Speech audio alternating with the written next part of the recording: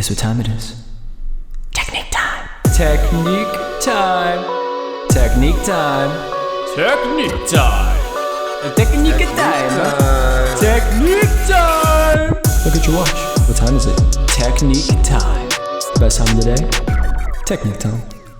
All right, so the first video that I want to reference to is going to be one of Joey explaining some of his dryland exercises. And as we were discussing before, it's very, very important, and I really want to emphasize on this, that when you guys do these plyometrics and dryland exercises, that you do them as specified in the video. He does a really good job of breaking it down, showing you and telling you where your hip should be, what you should feel, how you transition from, one position to the next position. And he's explaining it the way he's explaining it because it's very imperative that you lock this stuff in. Right. Without doing it in this specified manner, your skates are not going to react the way you want them to, right? So it's very intrinsic, or you got to be very particular about the movements instead of just trying to flow through with it like you believe you should. Yes, and this is why getting in front of a mirror while you're doing these is very important, and pausing the video, and this is something I think a lot of people don't do. When you're watching the video, pause it in a position he wants you to get in, right, and then look at yourself in the mirror. Do I look like this? Right. And yeah, that's probably a point all of us miss, us, entry level or low level skaters like myself. That is something that we miss a lot. We just try to go through the motions and get there the easiest from A to B without really looking at where the positioning is, or stopping, like you're saying, and really looking at it. That makes sense. Exactly. And keep in mind that a lot of the people that I train, they always say, oh, well, this doesn't feel right. With that being said, it's not going to feel right because you've never done it. And it's super awkward. Right. So everything that we do on our skates, when you do them correctly, it's very counterintuitive. Right. I know what you mean. Yes. So when we skate forward, it's a really tricky concept, but we're actually sitting back on our skates and driving our skates forward. Right. Which makes no sense, because if you're driving your skates forward, how am I propelling myself forward? Right. You're used to pushing your chest forward. Instead of skates, yeah, that makes sense. Exactly. And again, I don't want to get too far into it. I just want to touch on some of the points, because Joey does a great job of explaining it in a very technical manner. Right. And again, even if you start getting lost through the video because you haven't heard this terminology before, everybody says it different, whatever. The whole point is, when he gets into a position, pause the video and then see if you look like that. Yeah, and we'll put the links to these videos down in the descriptions. So after you're done watching this, or if you want to follow along, you can see exactly what he's talking about. Of course, we're going to put it up in the video, but we'll put the links down in the descriptions. Yes, and the first one is going to be called, just for the people listening, if you don't want to go down to the link, it's you can find it on YouTube. It's called Joey Mantia Explains His Dryland Workout. Should be the first one that'll pop up. And again, just to reiterate, make sure you guys try to follow exactly what he's doing and then reference check it, right? And the second video that I want you guys to check out, again with Joey, he does a phenomenal job of not only, there's no explaining this, but replicating. So they can see it. Yeah, it's somewhere on the screen. Somewhere. We'll find a place for it. Yeah. Anyways. So the second video is actually of Joey skating. And I love this video because, he does it so particular that it almost looks like it's in slow motion. And they do have a slow motion version of it as well. But when you watch it, you can really see him leading with his hip, like he talks about in the previous video, doing the dry lands, leading with the hip, weight over the leg, his foot circle coming around, and you get to see it in action. Yeah. Because I know a lot of this stuff doesn't make sense when you break down the individual dryland exercises.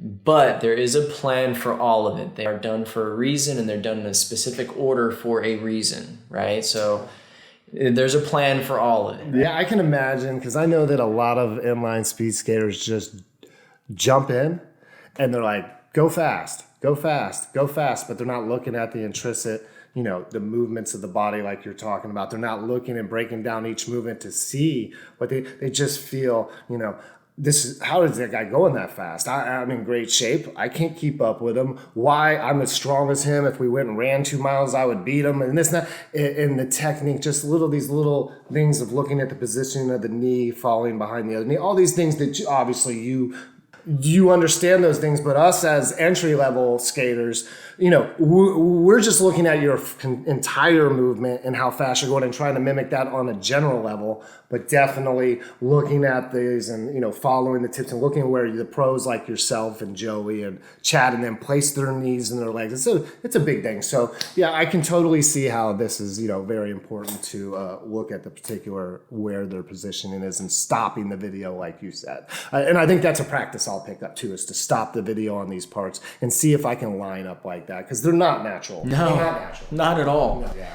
Well, right? It's natural to you, silky smooth, but not to us. It's not very natural. Man, I wish it was. Yeah. Well, that's discrimination. And here's another thing to take into consideration as well, right? So you look at all these pros that end up looking flawless when they skate, right? And a lot of people don't understand how much time that took to make every movement perfect. Yeah. I mean, back in 2006, when I went and trained with Joey, after every workout that we did, right, every single time, and it's not something he talked to me about or whatever, it was a natural thing. We got done with a workout and he immediately went right into working on his double push, slow, efficient.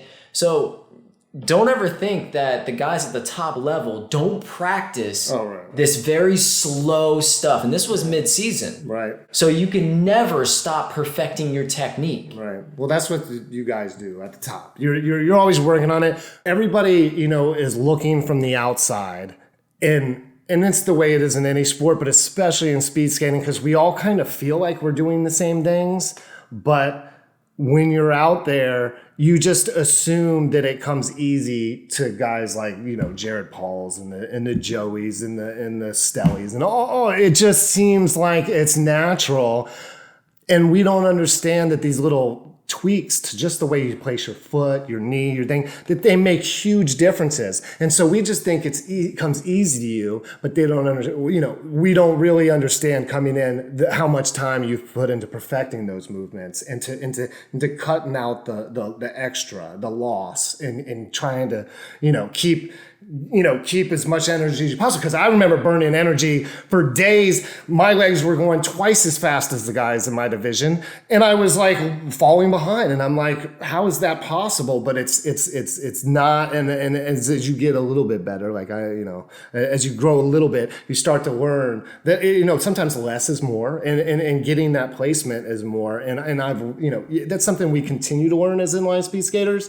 But having the advantage of listening to you explain it obviously is a bigger, is a big jump. So yeah, I definitely think slowing down the video, stopping it at points, looking at Joey, and we're going to have future stuff where they're going to be able to watch you, of course. And the sports continue to evolve. You know what I'm saying? We had the originators, the Chads, the Derricks, the Paras, the Downings. We could go on for days. The Jorge Boteros.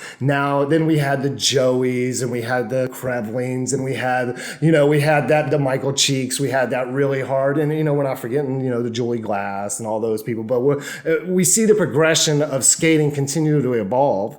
It went from the Chad level, who was amazing, to the Joey, who was absolutely amazing, to the your generation, to the you, and as the captain of the USA team, and those different things. You guys are trying to continue to push the sport. There's always one person I always look to during an era that I feel pushed, obviously, was Chad, Joey, and then I feel that with you, and then we're going to have the newer generation, obviously, that's going to move in, and we got the guys, we got the young guys coming up winning the nationals and stuff. But it's up to you as the leaders to teach us little guys those little intrinsic parts that that just go mind-numbingly by us as we try to keep up, and you guys just walk away. And so these breakdowns are real. And one thing I want to touch on too is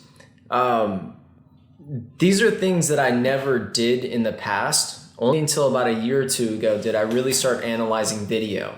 I didn't see, not that I didn't see the value in analyzing video, but I didn't understand, again, all those intricate movements. What you were looking at. Yeah. what you're looking at. Yep. Right? Chad, you would never know that his movements would. And there's a way that you have to look at videos to understand what's actually happening in it. Right. And it wasn't until I actually went to some of the YouTube videos and whatnot, and I would go through a race to where I started watching, and this is for everybody, whoever you think your favorite skater is, and go to look at the people that are winning the races consistently, because flukes happen, right? And conditions change.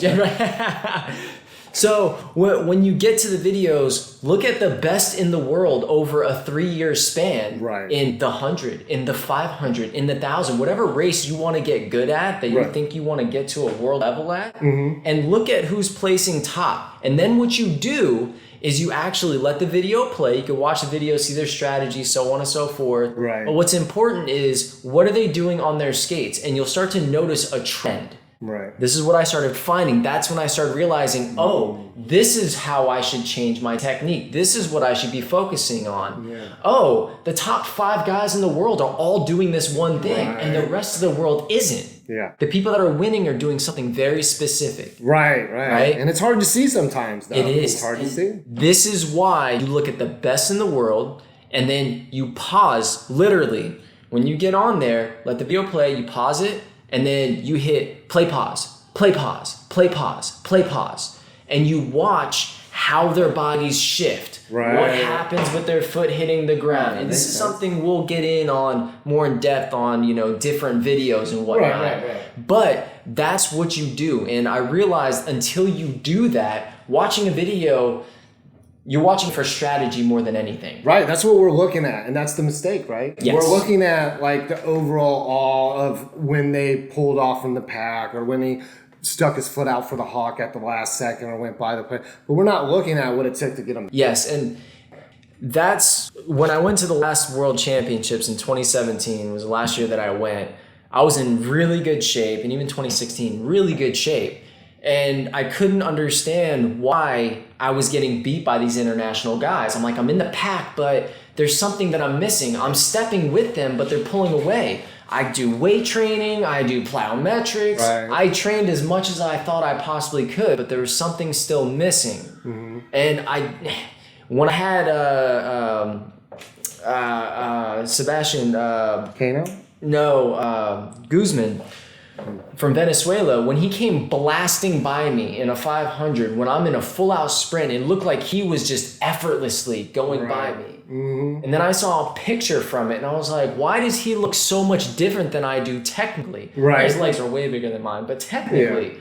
And I was like, why did he go by me so fast? Right. And then started breaking down the videos, and then I was like, oh, they're all doing something different. Right. And that's what started getting me looking at it. We went to the World Championships. The international guys are doing something very different than a lot of us in the U.S. are. And that's why I say, look at what the best in the world is doing, not necessarily the best in the U.S. There's a much larger pond. Right. Right? So yes.